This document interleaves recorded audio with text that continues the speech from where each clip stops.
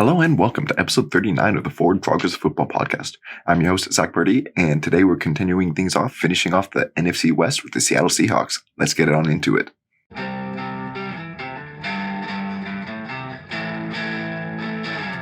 Alright, so in case you're new here, what we do is we go over the whole roster, position by position, giving a general breakdown of the roster.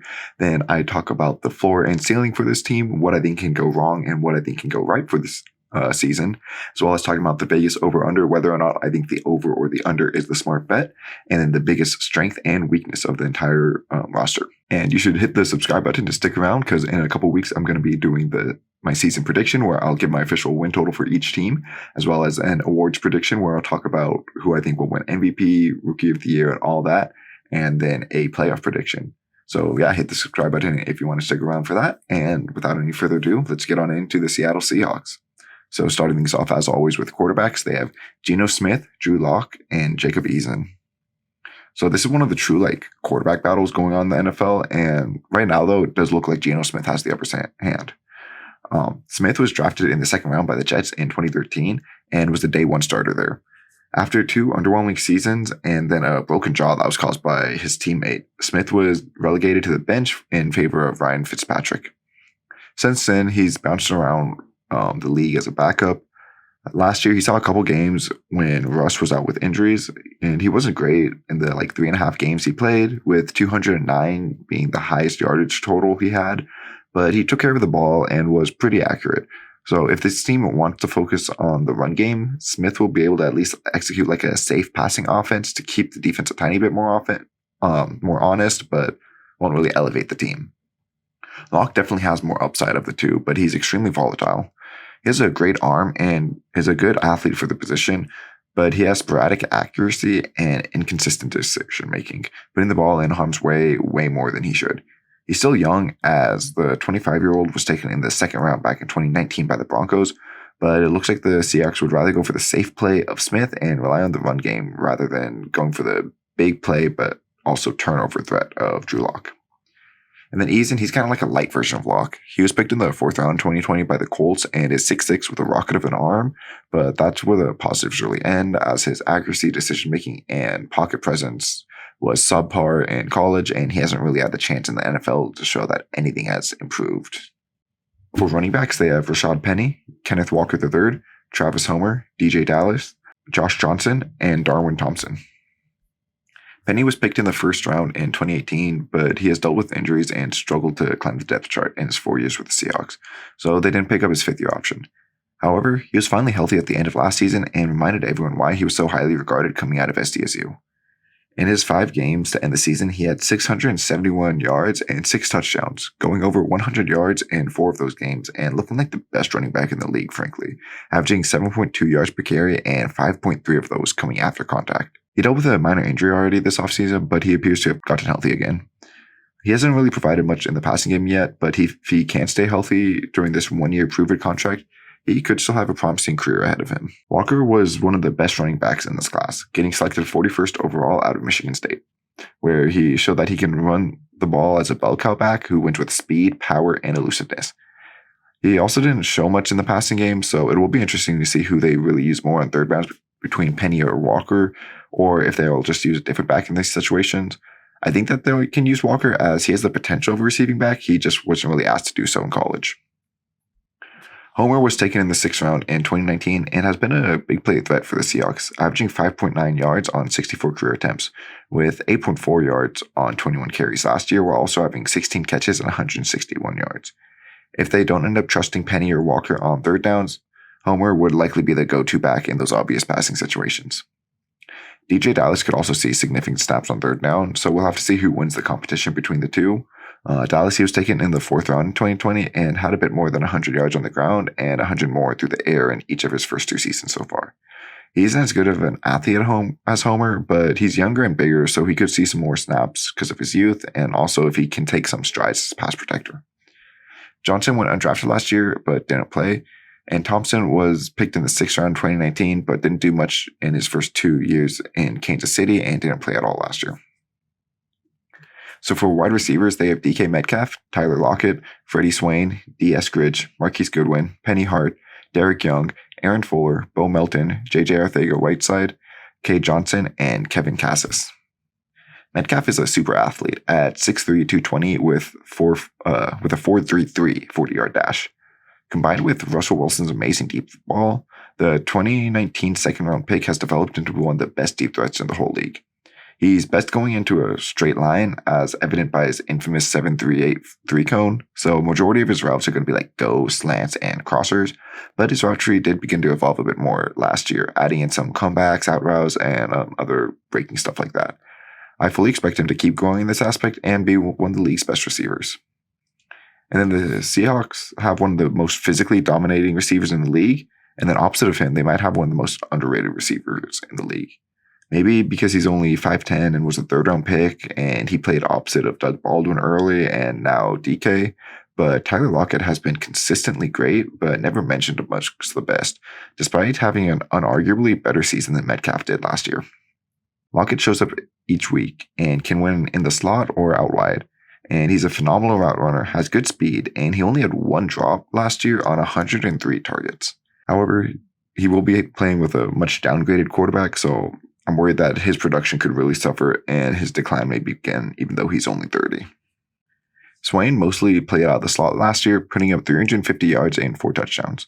Russell Wilson tended to ignore his slot receivers a lot, opting to throw the ball outside. Now with Shane Waldron, the offensive coordinator, being able to implement more of his Sean McVay-style offense as exposed to how Wilson liked to play, it'll be interesting to see if Swain can see like an uptick in production. Eskridge is an undersized wide receiver drafted in the second round last year. He missed much of the season with a concussion and didn't really do much when he did play as a rookie, finishing with 10 catches, 64 yards, and a touchdown.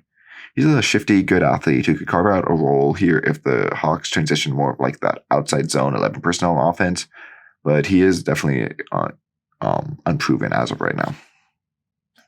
Godwin was taken in the third round 2013 and is a good speed threat, but he is getting up there in age at almost 32 years old and has only had one pretty good season with over 900 yards and then another season with over 400 yards.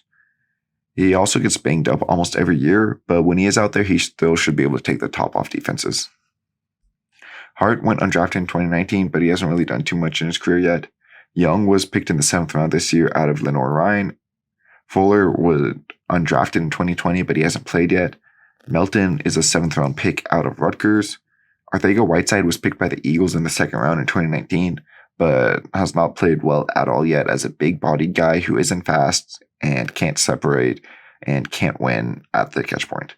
The Seahawks traded away one of their disappointing picks, Ugo Amadi, to see if a change in scenery can help Arcega-Whiteside, but I want to be too optimistic.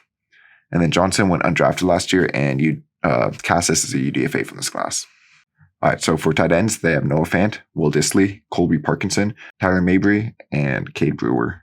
Fant was picked in the 1st round 2019 and was part of the trade package for Russell Wilson. In his first 3 years, Fant has been good, but still feels like he's yet to reach his potential, having about 670 yards and 3 touchdowns and 4 touchdowns in these last 2 seasons. He's one of the most athletic tight ends in the league and only had 1 drop all of last year. I feel like that if he had better quarterback play, he'd be viewed as one of the top tight ends, but alas, he's stuck here with Drew Lock or Geno Smith, so we'll see if the change of scenery will help him or if it's just going to be more of the same. Dissly was picked in the 4th round 2018 and has been a solid number 2 tight end, a good blocker, and he has sure hands early in his career, but he's definitely had a couple more drops these past couple seasons. He looked like he had a chance to be a good tight end in 2019 before getting injured and returning to mediocrity in 2020. Parkinson was taken in the 5th round in 2020, but hasn't done too much yet, being mostly a blocker so far. Mabry went undrafted in 2020 as well and made his first appearances last year primarily as a blocker, not seeing any targets in the 4 games he played. And Brewer is a UDFA from this class. So along their offensive line, their starters are projected to be Charles Cross, Damian Lewis, Austin Blythe, Gabe Jackson, and Jake Curhan, with Stone Forsythe, Liam Ryan, and Abraham Lucas backing up at tackles, Greg Island, Shamarius Gilmore, and Phil Haynes backing up at guards, and Kyle Fuller and Dakota Shepley backing up at center. Charles Cross was the best pass protecting lineman in this draft class, and I believe he'll be an instant plus starter. Maybe not better than Dwayne Brown day 1, but he will be good, and I definitely think he can be better than Brown's peak when he gets there, He has question marks as a run blocker, but also that was because he was playing in that Mike Leach air raid offense, so run blocking wasn't a priority there. Now with Seattle and their love for running, I do expect Cross just to be fine in that aspect. Forsyth was picked in the 6th round last year, but only made one appearance, coming in mid-game for injuries where he did play pretty good. And then Ryan is a UDFA from this class. Lewis was picked in the 3rd round in 2020 and has been a phenomenal run blocker so far, but a poor pass protector. If he can improve as a pass protector and stay healthy, he could be a great guard, but so far he's honestly been nothing short of a liability against pass rushers. Island went undrafted last year, but hasn't played yet, and Gilmore is a UDFA from this class. Blythe was picked in the 7th round in 2016 by the Colts, but was waived after his rookie year. The Rams picked him up, and he became a solid starter with them, outside of 2019, where that whole offensive line fell apart. He signed last year to start for the Chiefs, but the emergence of rookie phenom Creed Humphreys designated Blythe to the bench. He'll get his chance to start here again, so we'll see if his success in LA was some McVay magic or if he can be a solid starter here again in a similar styled offense.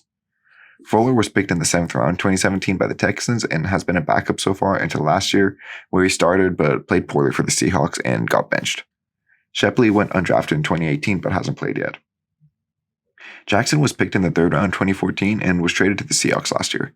He became a starter right away in Oakland as a better pass protector than run blocker, but oddly he's gotten worse since the beginning of his career.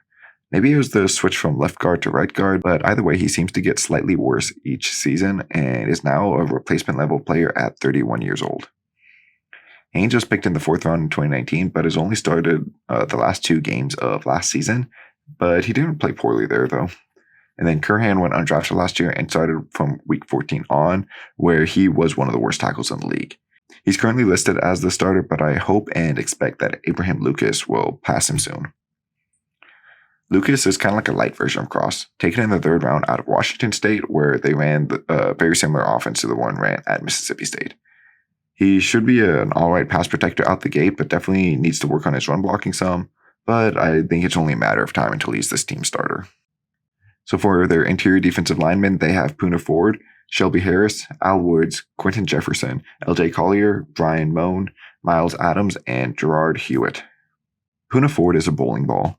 The 5'11", 310-pound defensive tackle went undrafted in 2018 and worked his way up the depth chart here.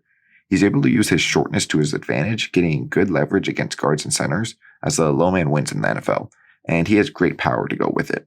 He's become one of the more underrated pass rushing interior linemen and could be even better if the Seahawks had more help around him.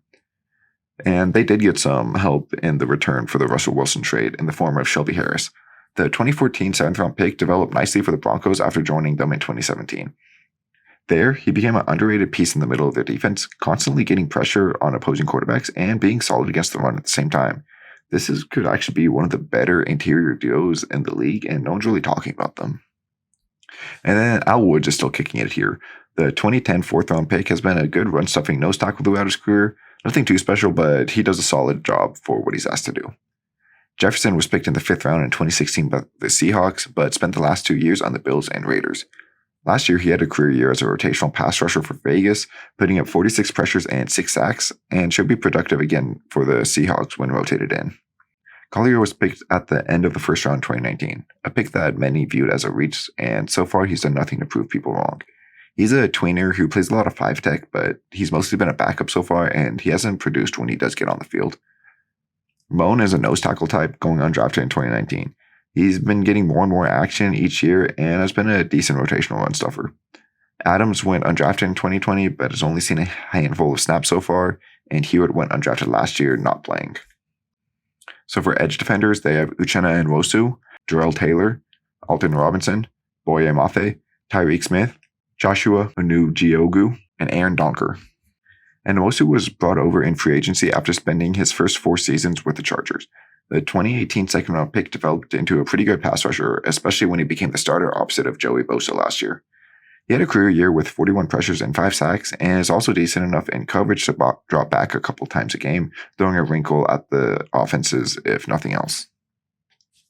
Taylor was a 2nd round pick in 2020, but he missed his rookie season with injuries. He had an alright sophomore campaign, posting 36 pressures and 7 sacks as a rotational player. He got better each year in college, so let's see if he can continue that development now that he's in the NFL, or if he's just going to be this kind of like capped, good, not great guy. Robinson was taken in the 5th round 2020 and has been a rotational edge piece so far, better against the pass than the run, but not really incredible at either, posting 18 pressures in each of his first 2 seasons.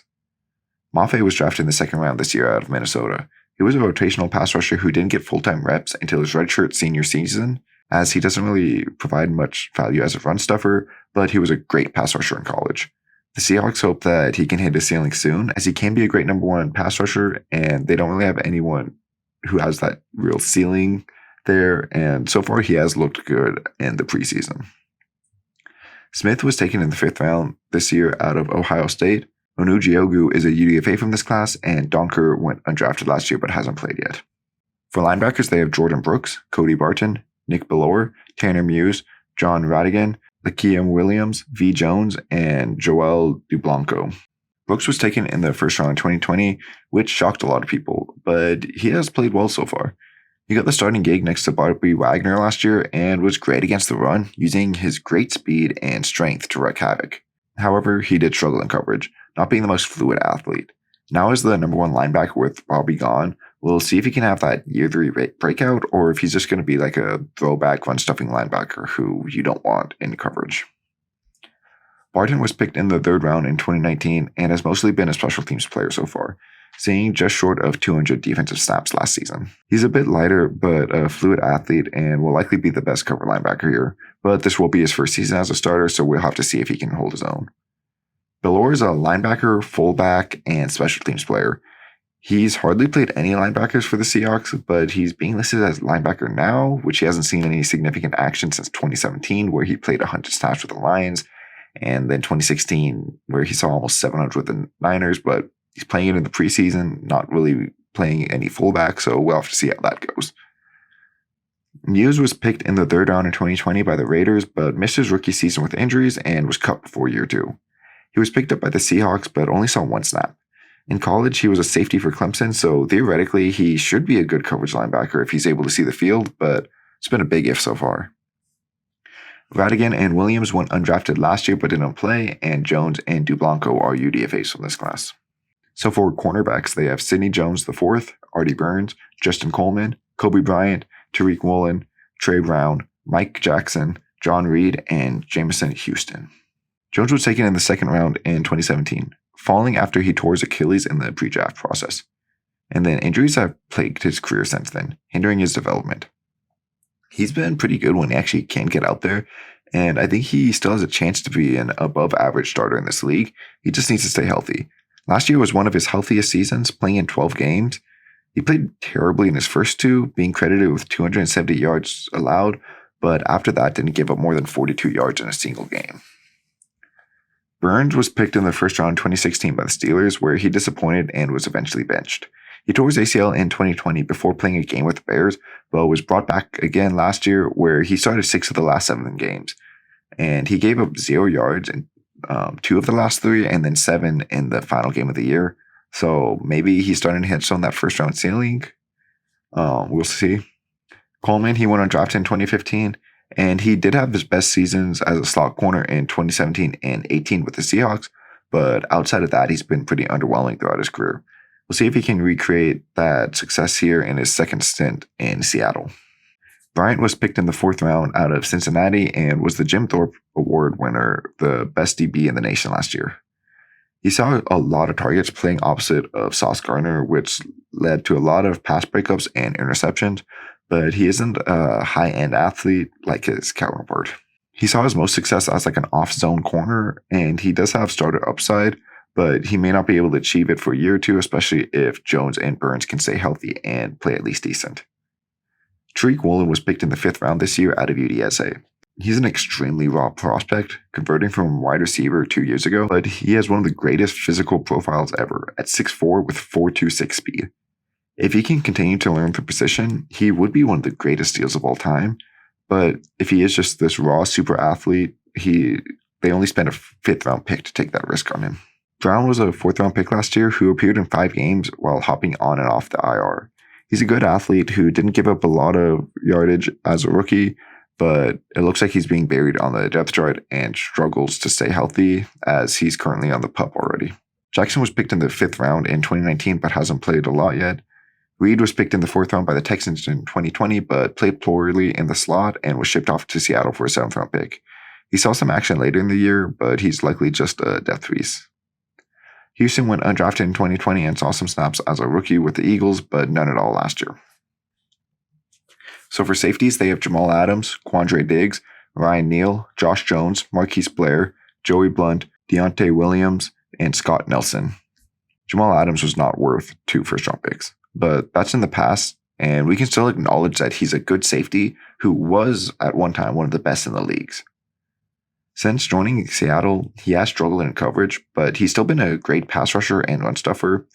However, last year they did play him further from the line of scrimmage, where he struggled as that more true safety, and he's also been dealing with injuries these past couple of years. I don't think we'll ever view him as like a top safety again, but he's still a serviceable starter who, if deployed correctly, can help this team win games. But I don't think it's as a true safety. I think it's in that kind of hybrid role.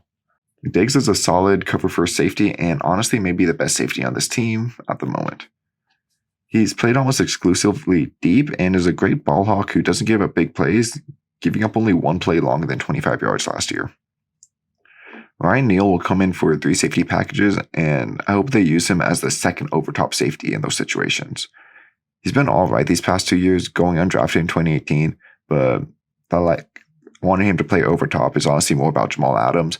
I'd rather see Neal over top, who's like the same quality in coverage as Adams, and then put Adams close to the line of scrimmage and let him feast where he's more comfortable and definitely still can be a real difference maker.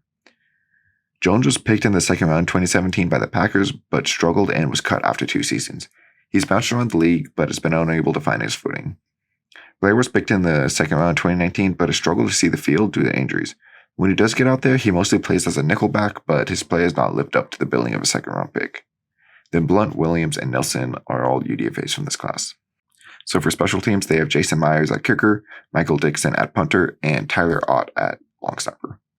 Myers went undrafted in 2015 and has been the Seahawks kicker for the past 3 seasons, but he did have a down year last year, only hitting 73.9% of his field goals.